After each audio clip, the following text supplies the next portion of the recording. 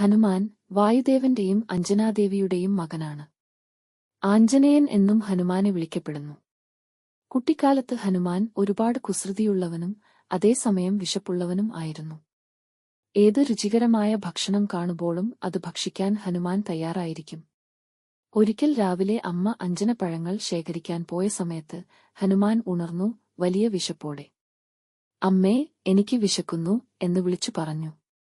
പക്ഷേ അമ്മ തിരികെ എത്തിയിരുന്നില്ല. ഹനുമാൻ സ്വയം ഭക്ഷണം തേടാൻ തീരുമാനിച്ചു.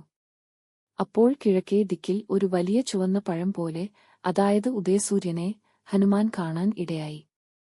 അത് ഒരു പഴമാണ് എന്ന് വിചാരിച്ച് ഹനുമാൻ ആകാശത്തിലേക്ക് പറന്നു. സൂര്യന്റെ ചൂട് അദ്ദേഹത്തെ പൊള്ളിച്ചെങ്കിലും ദൃഢനിശ്ചയത്തോടെ ഹനുമാൻ മുന്നോട്ടു പോവുകയായിരുന്നു. ഇത് കണ്ട് ഇന്ദ്രൻ ഭയപ്പെട്ടു. ഹനുമാൻ സൂര്യനെ പിടിച്ചെടുക്കും എന്ന ഭയത്തിൽ തന്റെ വജ്രായുധം ഉപയോഗിച്ച് അദ്ദേഹത്തെ അടിച്ചു. ഹനുമാൻ താഴെ വീണു, കവിളിന് പരിക്കേറ്റു. അതിനാലാണ് അദ്ദേഹത്തെ ഹനുമാൻ എന്ന് വിളിക്കുന്നത്. ഹനു എന്നത് സംസ്കൃതത്തിൽ കവിൾ എന്നാണ് അർത്ഥം. ഇത് കണ്ട വായുദേവൻ അത്യന്തം ദുഃഖിതനായി. ഹനുമാനെയും കൊണ്ട് പാതാളലോകത്തിലേക്ക് പോയി. വായു നിലച്ചതുകൊണ്ട് ലോകം മുഴുവൻ ശ്വസിക്കാൻ കഴിയാതെ ആയി. അപ്പോൾ ദേവന്മാർ എല്ലാവരും വായുദേവനെ ആശ്വസിപ്പിച്ചു. ഓരോ ദേവന്മാരും ഹനുമാനെ അനുഗ്രഹിച്ചു.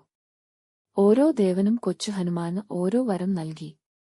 സ്രഷ്ടാവായ ബ്രഹ്മാവ് പറഞ്ഞു, ഒരു ആയുധത്തിനും ഈ കുട്ടിയെ കൊല്ലാൻ കഴിയില്ല. ഇന്ദ്രൻ പറഞ്ഞു, നീ ഒരു ചിരഞ്ജീവിയായിരിക്കും. ദേവന്മാരുടെ അനുഗ്രഹത്താൽ ഹനുമാൻ വളർന്നു പിതാവിനെപ്പോലെ തന്നെ ശക്തനായി. അദ്ദേഹം ശ്രീരാമനോടുള്ള ഭക്തിയിലാണ് തന്റെ ജീവിതം മുഴുവൻ സമർപ്പിച്ചത്.